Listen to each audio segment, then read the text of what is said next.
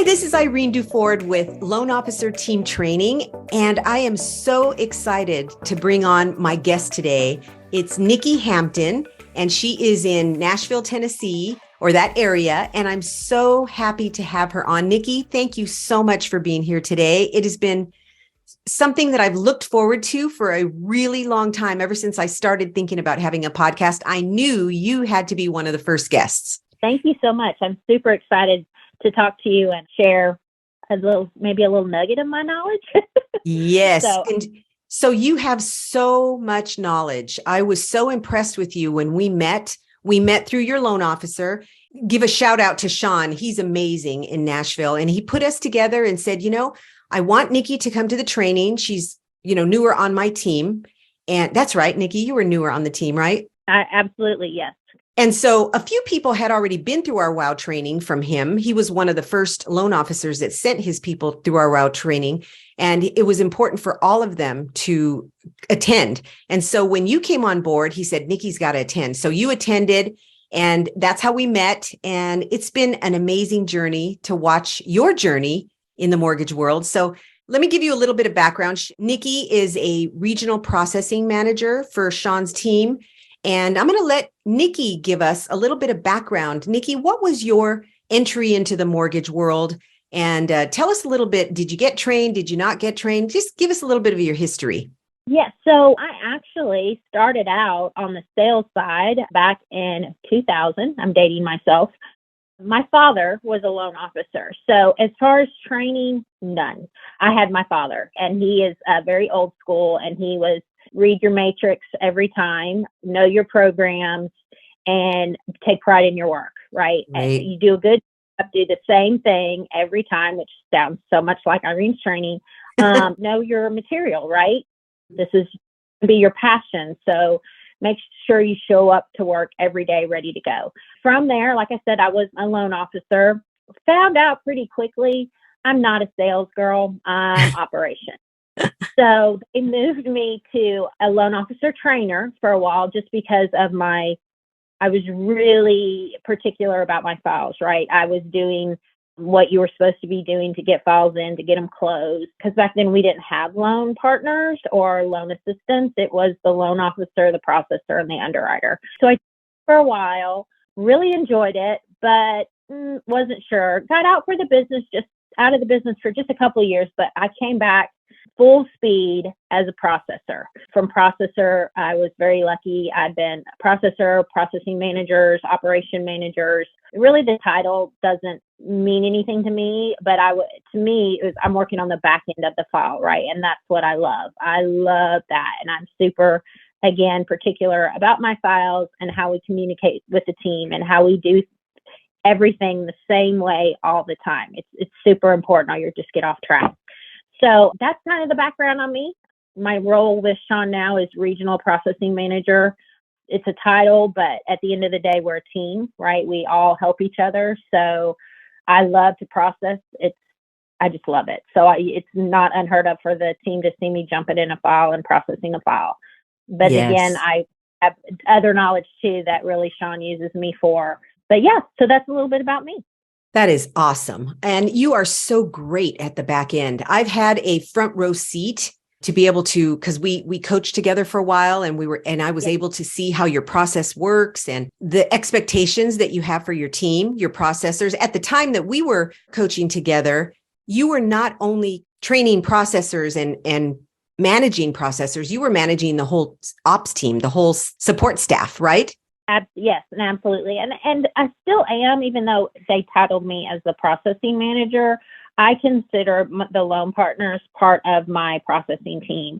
So they pretty much always come to me instead of going to Shawn in sales with structuring of the file, questions on the file, guidelines, all that stuff. So it sounds like just processing, but I still pretty much do whatever the team needs, right, to get loans closed in a very timely, efficient manner. So yes. And one of the things that I loved about watching you manage the other people and all of the things that we talked about is that you're such a team player. You're a total team player. You don't care about the credit going to you, even though you were the hero in saving the loan or whatever. It doesn't go to you though. You don't care about that credit. No. What you care about is that the team had a win. And that Yes. is so important.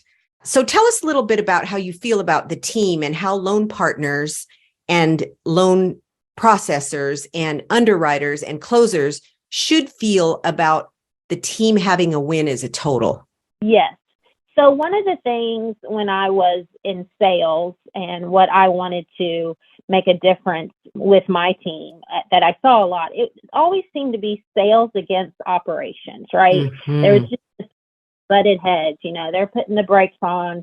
Sales would be like, they're putting the brakes on and not doing what we need to do. And I don't like that mentality, because at the end of the day, I can't do it without a loan officer. A loan officer can't do it without the processor. The processor can't do it without the underwriter. The underwriter can't do it without the processor. I mean, everybody is a team, right? So to me, I'm huge on relationship building, and that is a lot of my role as well. I become very close with the corporate, anybody in management at corporate, the underwriters, the closers, everybody is a team. If they need something from me, even though I'm not a closer, if they're swamped today, a closer, and they can't get to, Nikki, it's going to be an hour before I can check up on Fundy Docs. No problem.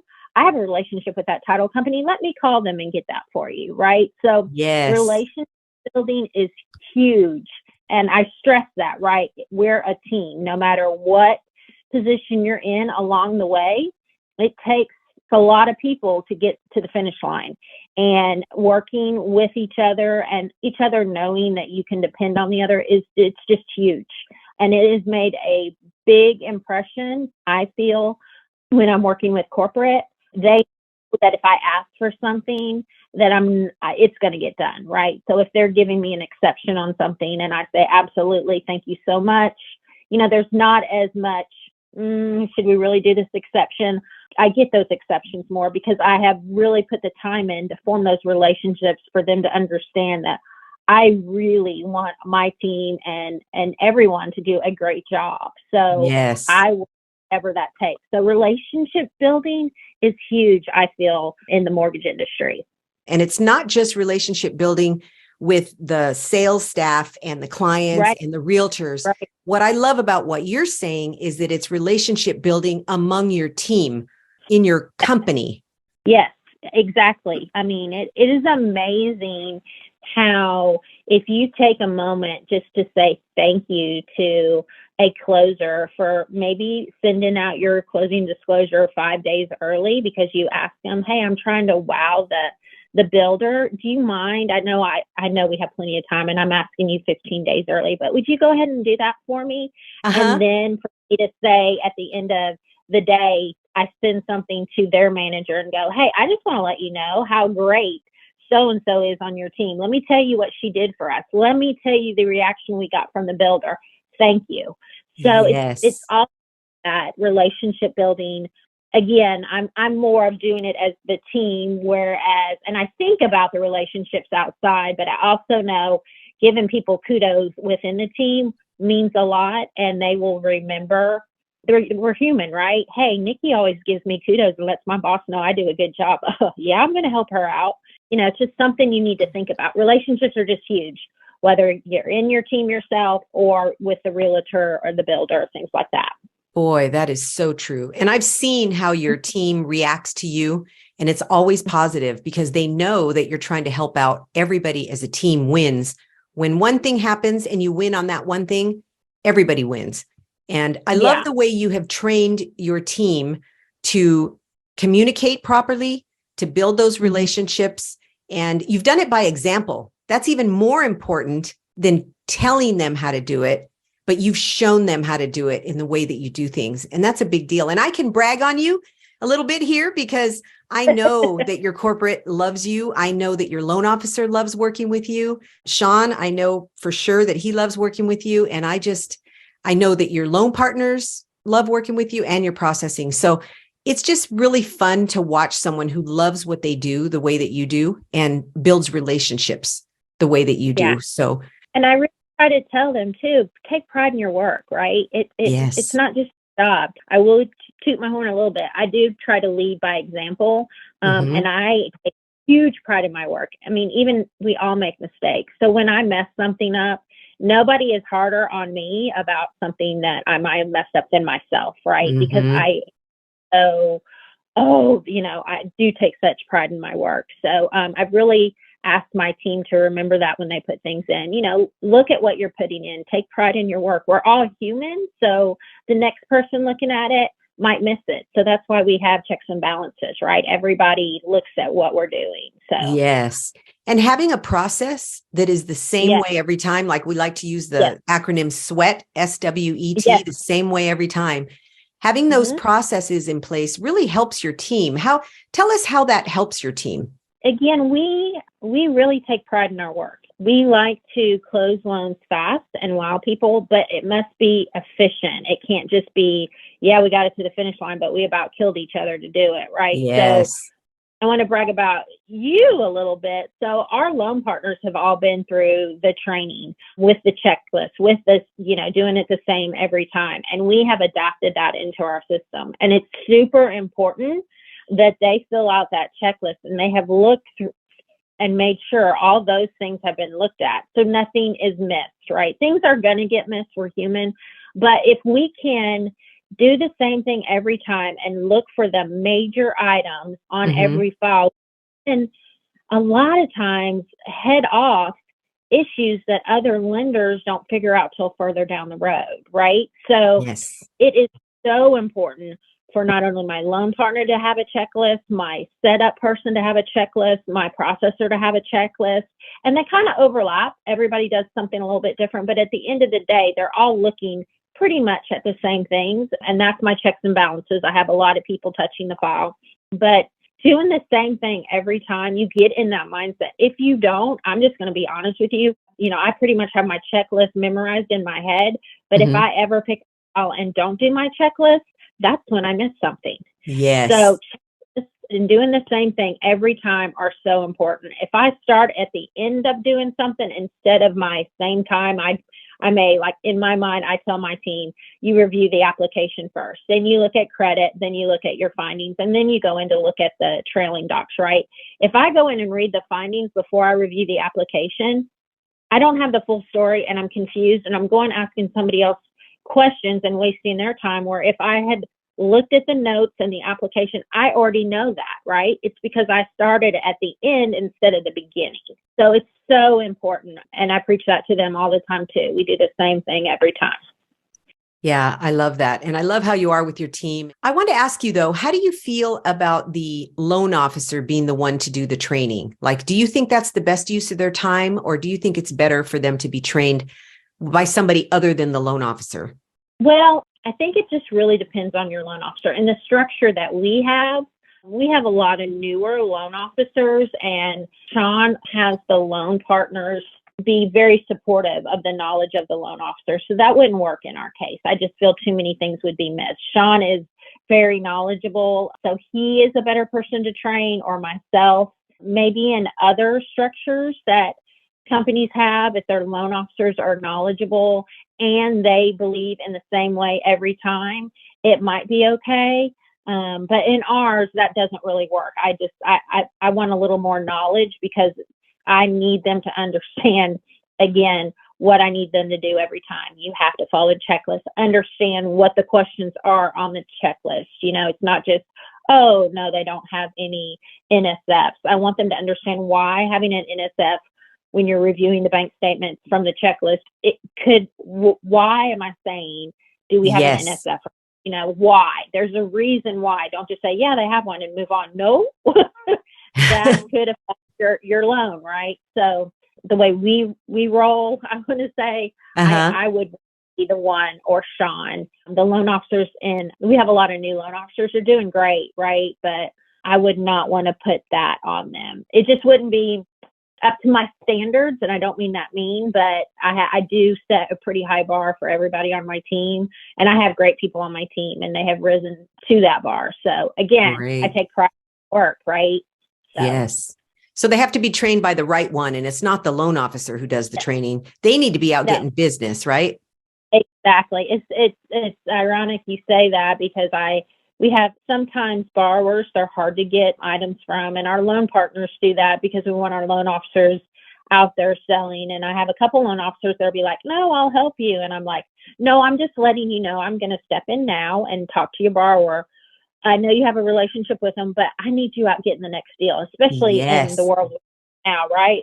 I'll take care of it. I just want you to be aware that I'm calling and what I'm calling for in case they were to call you. But I want you out getting the next deal. You don't need to worry about this. I'm going to take care of it, right? Yes. So I'm out selling. Yeah, I love that. We've got to get them out selling. Like you said, especially we're in the beginning of December 2022 right now, just as a reference.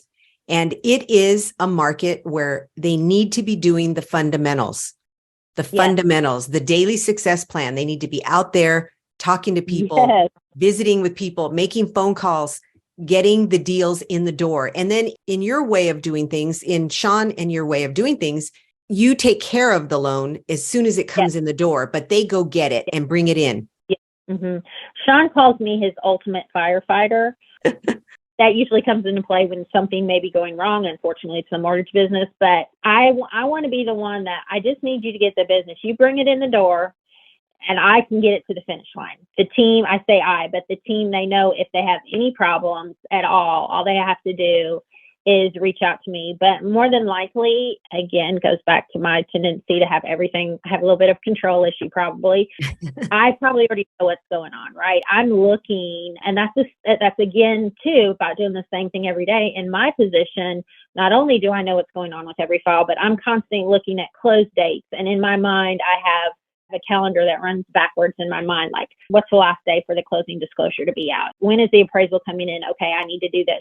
Just constant dates running in my head. So the loan officer doesn't need to be worrying about that. They don't need to be worrying about, oh, my CD has to get out today. Did somebody request it? All of that. That's taken care of. That pressure's off them. And I keep that rolling in my head at all times. And usually I kind of know if there's a problem before it happens, just because my loan partners and processors talk to me. But we have a system where we put notes, and I know when things are being ordered, and I know when things are going to be due back. So I'm already reaching out to their support team going, hey, this is what I'm seeing. Tell me what's going on. I love that. And just the way that you've been with your team and training them and making sure that they are doing things the right way from the beginning to end. What I've loved about hearing how you do things, Nikki, is that it's always about the why. Why do we need to get that? Why is it going to cause a problem? How can we avoid it? And we have constant calls too, that something comes up about what's going on in a file. So the loan partner and the processor, we want to do a call. Nikki, what do you think? And I'll say, okay, well, we need to, first of all, did we look up guidelines? Because I always make them go look up their own guidelines, because things change every day. But also my key word with them, I tell them this all the time, is knowledge is power, right? Yes. The more knowledge you have, the more, invested you're in the team, the more you know, the more secure you can be in your knowledge. I mean, if you had talked with me 10 years ago, I'd been like, I just, I get a little more nervous. Now I'm pretty, certain things I just know if I go get the knowledge, I'm going to fight it to the end because I've got the knowledge in front of me. Tell me why this doesn't work, because I'm looking at it, right? We have calls all the time, and we look up the guideline. They tell me what they find. They tell me what they think. And then I tell them what I think, and I maybe will give them two options. And I learned that technique from listening to what they think and why they think it that way I had a really good underwriter when I was first in processing. He would call me up and say, listen, I'm going to condition you for X, Y, and Z. Because I'm one of those processors that when the file goes in, I've already made notes in the file and I've already conditioned it out for the underwriter. But that just comes with being in the business forever, and you just kind of know what the conditions are going to be, right? It was kind of a game with me in my mind. I want to make sure that every condition they ask for, I've already asked for it, because I'm as smart as an underwriter. I just don't want to underwrite, right? Yep. I had this really great underwriter, and he's what I always called a teaching underwriter. And he would call and say, hey, let's talk about XYZ. Why did you put that in there? Why did you think it would work? And so I would give him my thought process from reading the guideline or reading the findings, why I thought it would work. And sometimes he'd be like, you know what? I didn't think of it that way. Just give me this one other piece and we'll go with it. Or sometimes he would go, okay, I see why you say that, but let's dig down a little bit deeper if I were to go with just that. And he would tell me, did you think about this? And I'd be like, oh, you know what? I didn't. He's like, so he goes, now this is what we need to do so we can still go forward with the loan or get the condition. But he made me think. He probably turned me into this knowledge is power thing, because instead of talking down to me, he saw something in me and wanted me to succeed. He knew how hard I was trying to make those files so good and was really trying to do a perfect file. Back then, we don't have those anymore, but I always wanted what we called a one-touch file. You know, basically they looked at it and it was done. We're lucky now, but that was always my goal, was to have one-touch files. That's something that he taught me. And so when I would come back to my loan partners, my processors, you know, I have them tell me, and then I give them what I think, or let's do this, or let's do that. And then I always say, does that make sense? And I've really beat it into their head. If it doesn't make sense, what I'm saying, tell me, because the way I'm talking in my mind might not be the way you learn. So let me come at it from a different way, right? Let me different way. So that's something we try really hard too, so they understand that as well. And again, knowledge is power. And then the next time they know. So yes. Isn't it interesting, Nikki, how throughout our mortgage careers, every single person who's ever been in the mortgage business or any business has people that come along at a certain time of their progress that really impact them, that teach them something, even if it's something, a smaller thing, but very impactful. And we all have mentors like that, don't we, throughout the mortgage career? Yeah. I know you brought up earlier, but we met, even though I wasn't a loan officer and on the sales side, Shawn thought it would be great for you to coach me. And again, I know we're friends, and people may be like, oh, she's saying this because we're friends, but I'm so glad we're friends. But the coaching aspect of it was so great for me, because sometimes I would get in my own head and look at things this way, or you would just bring up questions. And even after we were done talking, I would listen to those questions right in my head and go, you know, it just made me think, and also made me change the way I did some things. You know, I can't think of everything off the top of my head right now, but I know that those coaching sessions were super impactful for me. It really made me get out of my own headspace and really look at what other people might be thinking or seeing, or just make me think to maybe do something a little bit different, because you do have to change up your game a little bit sometimes, but you never change your checklist. I mean, you can update your checklist, but the same thing every time is so important. Every time. Yes. I really enjoyed that time with you also. It's just been amazing to watch your journey, Nikki. You have grown so much. And what is one of the things that you do to be intentional about having a really strong mindset and believing that success isn't just possible, but doable?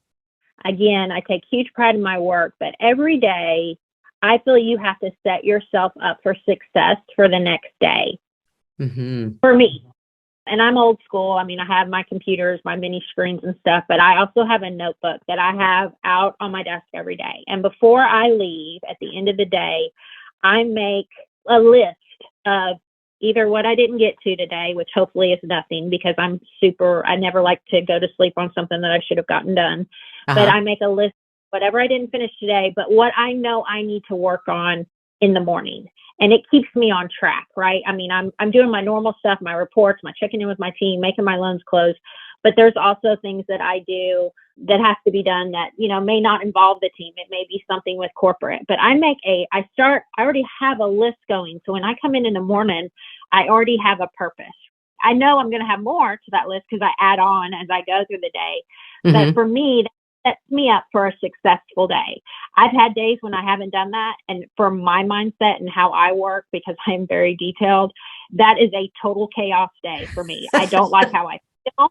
I don't like how it goes. I feel like I'm just off, right? So that is, for me, that is a super successful way for me to set up to have a good day. And then there's going to be 20 million things that come in, and I may have to put something off or do that in the afternoon. But if I can see if I have my goal in front of me to get certain things done, it just sets me up to have a more positive day, I feel. Yes. No, I agree 100%. I'm having a chuckle over here listening to you talk because I remember doing the same thing. When I set my day up the right way, it makes all the difference. And when I don't, oh, you're right, it's chaotic. It's just chaotic. I feel like I'm just behind the ball all the time. And in this business, we're running full speed from the moment we log in the day, right? And if you're in management, later into the night too, but you're still, you still have to have your priorities. You still have to make sure you get certain things done, or you just feel like for me, I feel like I'm chasing my tail and I'm not really accomplishing anything. And that bothers me because I go back to take pride in your work, right? I don't feel like I have anything to be prideful of that day. I know what you mean. And so some people do that in the evening or the afternoon before they leave work so that they can just clear their mind out and go home and be at home. And then some people do it first thing in the morning. And I love that you do it before you leave, because that really does help clear out your mind. It helps you clear your thoughts from work. Yeah. And then, I'm just ready for it the next day, right? If I come in the morning and I put down 20 things, I'll be like, oh, how am I going to get this done? But if I did the 20 things the night before, it's like, okay, my mindset's, the game's on, my mindset's ready. I know what I'm going to do as soon as I walk in the door tomorrow, There you go. It just helps me. I love that. And that's a big takeaway from today's talk for anyone that is in support staff or anyone that is training anybody in support staff. That's a big deal, is to have a priority list every day, whether you do it when you leave or first thing in the morning. And I love what you said about, for you, it makes you feel a little anxious if you do it in the morning because it feels overwhelming. But if you do it at night, it clears out the day. It does. And like I said, I know what is expected in the morning. So I'm like, game on, I'm good. I know. And I know, like I said, 20 million other things are going to get added, but I at least have a game plan. It's much better for me. I only have to drink one Diet Coke if I have a game plan. That's funny. Every course that we have, we cover self-talk. We cover how important it is, what we intentionally allow to be in our minds, and what we intentionally put into our thoughts so that we can have a good day, so that we can have success. And so how has self-talk helped you, Nikki, in your life, not just in your business life, but in your personal life? Let's start with the business and then just give us a little bit of a background about how the self-talk has helped you. Yeah, so self-talk really came into play with me and was a game changer when I started coaching with you, because I never really thought about self-talk, right? Again, I have control issues when it comes to my work, and having the positive self-talk helped with my anxiety when things weren't going exactly how I wanted them to, right? So that's been a big thing for me, is just, I can't get it right all the time, right? But I can just keep the positivity in my brain to help get me through the day and not get down and maybe just sit there and fester on what I did that wasn't right and just move on to the next thing. And it's also helped me maybe show a little more empathy to my team, because I have to remember that and let me preface, my way is not perfect. I'm not perfect. I make mistakes all the time, but I work very quickly, and I have to remember not everybody works that way. So when I'm doing positive self-talk, I probably have a little more empathy for my team if they're not moving maybe as fast as I wanted them to. It's not that they're not doing anything wrong, but they know, they haven't had all the years experience that I have. They haven't been able to click over the why I said do that as fast and understand the why. It may take them a little bit longer to understand the why and put it into motion to get the file where it needs to be. So that has helped as well, to maybe show a little more empathy and realize, Nikki, not everybody works like you do, right? It may take them a few more minutes or whatever to get it done. Yes. Try to have a little patience, right? So for the people listening, what we mean by self-talk is we cover how important it is to intentionally put certain thoughts in your mind that are opposite of what might not be helping you. So let's say you say, I am having a hard day. If you say that to yourself, that you're having a hard day, and you go around saying that all day long, you're going to have a hard day, right? But if you stop yourself and you say, nope, I'm not going to say that, I'm having an awesome day, and you go around with that thought, it's not like a Pollyanna thought. It really does make you feel a certain way, doesn't it? It really does. It's so funny too, just in personal things. Sometimes things are hard. And I was talking to my mom earlier this week, and it just hit me that it's what I did, because she was having a hard day. And I was like, you know what, Mom? It's going to be fine. We're stressing about it, but it's going to be fine. And it's so funny that you said that, because the next day she got up and she told me, she's like, that was awesome, because I was really having a hard time with that. And you said that, and I was like, you know what? Nikki's right. It's going to be fine. Why am I stressing so bad about this? Oh, that's awesome. And I unintentionally turned it around because of myself. I've been doing in my head, right? So I was just giving her the boost that she needed to know, let's not get down about this. It's going to be fine. I love that you're utilizing it in your life, in your work life, in your home life. Yeah. And I love that you shared that, because that helps people who are listening to know that we can turn it around. We don't have to get up in the morning on the wrong side of the bed, so to speak, and continue that the whole day. We can say, you know what? I'm flipping the switch. I'm going to change what I'm saying to myself, and it's going to be a good day. And it can be very specific to what we're going through. It's just it's basically what we're saying that isn't working, we say the opposite. And so if we're saying this is going to be a hard loan to work on, then we say, no, I love working on loans like this. And even though at the moment you may not feel like it, it may not feel like it's real, but if you repeat it over and over, eventually it will become real, because like we teach in the class, our thoughts create our emotions. What we think about makes us feel a certain way, and our emotions create our actions. So what we feel is going to make us act a certain way, and our actions create our results. So what we do is going to bring the results, good or bad, right? And so that's what I love about knowing this formula. That's why it's so important for our thoughts to be intentional. So important. And your personal life, unfortunately, I try to keep my personal life not from flowing into my work life, but every morning, it's a new day every day, right? Like we had talked earlier, I said, take it one day at a time, right? So the next day, I have to start over to make sure that I keep that positive self-talk, because, something going on in my personal life could maybe really bring me down. And it does, right? But I try to always think of a positive, right? And I have to start it over every day. And it's just something that if you can do that, you'll have a better work day, and maybe not be so stressed about things going on in your personal life or the outside world. And you can really focus. So that self-talk that's a game changer.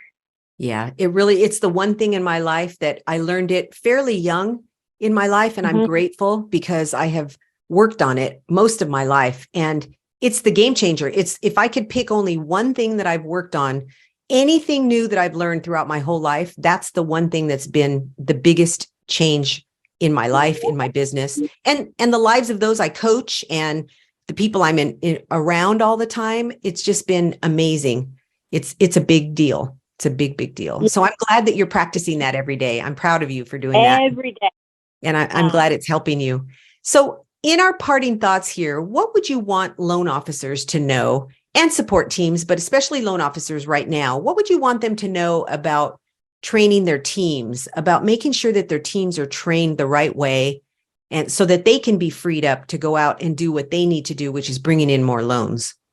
Yes. Again, I feel that the support staff, the management in our model really needs to be the one training your loan partners, processing whatever, because loan officers, especially in this day and age, being the way things are in the world with the mortgage business right now, they need to be so confident when they're out there selling themselves and the company, that I want them to know that their support staff is the best of the best, right? I want them to be out there saying, we have a close date at the end of the month, but we're clear to close within 10 days, right? So we're 20 days just piddling around, just waiting. We're waiting. And this isn't an exception. This is what my support staff does every time. And we do have a goal. Shawn's goal is to get every loan clear to close in under 20 days. That's awesome.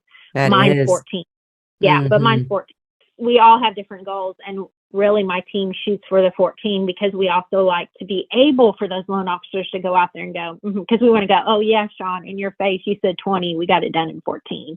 We have Yes. a little bit of rivalry, but I want loan officers to make sure they have a strong, motivated operation team behind them, right? Yes. It's so neat because they need to be able to brag, right? If they're with a real estate agent or a builder and they have a question, or they just want to let them know that their operation team is at their beck and call and really supports them, they can call myself or Shawn, or we can even go to a meeting with them, right? And I know everybody sells their teams, but we have a system where we can pull up numbers and show them proofs in the pudding, right? This is what we do every time. This is not the exception. Look at our average for our whole pipeline. Mm-hmm. So I guess my biggest thing is they need to have a very strong support staff behind them. Don't settle. Get the best of the best. And yes, it may be somebody new in the business. If they're really passionate about the business and they really will do the same thing every time and they're seeking knowledge, you can have newbies because people like myself love that. I love people who have passion for the business and really want to learn. Mm-hmm. So it's just, you need to feel like you have a strong base behind you and they're not going to let you down, right? Yes. Because there's going to be things that are going to be tough, but there are tough loans sometimes that might start to go sideways. That's also my job. I pick up the phone and I'm talking with Shawn, and then Shawn knows what's going on, and we may bring the loan officer in if we think we might have an issue, or we're brainstorming how to fix things before half the time sales doesn't even know what's going on any of their loans. Uh-huh. There could be problems, there sometimes are, but they don't know because they have such a strong support staff. That's the key right there. Yes, but remember, we're a team, right? Because we can't do it without sales. We can't be their support without them out there getting the next deal. So Mm-hmm. nobody's more important than the other. Nobody's title is more important than the other. We work together to get the job done. I agree. And if they're not trained, if there isn't anybody, because there are some loan officers listening who are sole, or maybe they only have one loan partner and they don't have an ops team. It's not a big team yet, but there are places to send them to be trained. And that's what we do. That's what we do at Loan Team Training. That's where they need to go. And even if they do have a strong support, Irene, I still think everyone should go through that team training. And I'm not just saying that again because we're friends. I'd been in the business for a while when I went through it, right? And I was more processing ops manager. I thought that was the greatest thing that there ever. I was like, why didn't somebody give this to me years ago? Right? It's awesome. Awesome. Well, thank you. I appreciate it. We cover a lot about communication and about teamwork and processes and follow-up, right? We cover a lot about follow-up and how to ask for documentation. And, it's a class that for years has been rolling around in my head and I've never seen a class like it. That talks about all those different things that helps them get up to speed and really support the loan officer. Because that was the original intention of the class is, how can I create a class where the support team supports the loan officer and supports them getting out and getting more business, being able to free them up? Because I was seeing in my coaching of loan officers, I was seeing a lot of loan officers that were getting stuck in the office, couldn't get out because they didn't have people trained on their team. So that was the original reason I came up with the training, was because of that, with that first class. Then we added a client conversion training course with my son, Kenny, and I teach, and it's how to convert clients better for loan partners that do the conversion and do the loan consultations. And then there's the third class that you were involved with us, thank goodness, for the Loan Assistant Mortgage Training Boot Camp. Yeah. That's fun. And tell us a little bit about what you think about that class. I think it's awesome. Again, knowledge is power. And things change all the time, but it shows you how to get that knowledge, right? It teaches you things about programs and self-employed income, but it shows you how to go get that if you don't have an Irene to help you with that moment, or you don't have a Nikki, or you don't have somebody. It's such an interesting course. I felt, again, I'm real passionate about the business. I do love what I do. So I just think it's just a great knowledge course, and it just sets you up the way I feel you need to go to look for things. Because, I mean, Google can be pretty intimidating. You think you're finding what you need and it's not, right? But you've got people talking language and they're explaining definitions of terms instead of, me going, well, your till says this, or, your truth in lending. And you're like, what is she talking about? It's just got knowledge in it. It's just a knowledge base. And I just love it. Well, thank you. And thank you, Nikki, so much for being here today. I'm sure I'm going to have you on again to bring us your wealth of knowledge. It has been such a pleasure getting to know you first a few years ago on the training and then becoming friends and coaching you. And it's just been amazing. And I am so proud of you because you are not the type of person that learns something and then doesn't do anything with it. You find something, you're always thirsting for knowledge. And that's what makes you so great at what you do, is you're always thirsting for knowledge, and you take it and you implement it when you find out knowledge. When you get knowledge, you implement it right away. You're a fast implementer, and that makes a huge difference. And Shawn is blessed to have you on his team. It's truly been an honor. I was so excited when you asked me to do this because I was like, this is going to be fun. And it has been fun. It's been fun to get on here and talk. And I just want to give a shout out to Shawn too. I just appreciate him so much because he has made sure that everyone on the ops team or on the support staff has gone through the training. And he was one of the very first people. He was one of the very first people that sent his first team to Phoenix when we were doing them in person live. He sent a couple people, and then from then on, he's kept sending the people that come through. So I want to give a shout out to Shawn and just really tell him thank you. Yeah, he really invests in his people, right? And that's a big thing. You have to invest in your people. So it's been great. And I got to meet you. So it's been awesome. Yeah, so it's really been fun. So I just want to let everybody know that we appreciate you listening today on the podcast. And if you enjoyed this today, please share it with other loan officers that you know, or even support staff. And we would really appreciate a 5-star review if you feel we've earned it. And that'll help us get more people to hear about our podcast. If you would share it, we really appreciate it. And if you're interested in taking a look at our training classes for mortgage support staff, take a look at loanteamtraining.com. And hopefully you'll find some classes there that would be beneficial for you. So thank you, Nikki, for being here, and enjoy the rest of your week. I sure will. Thank you so much. Thank you.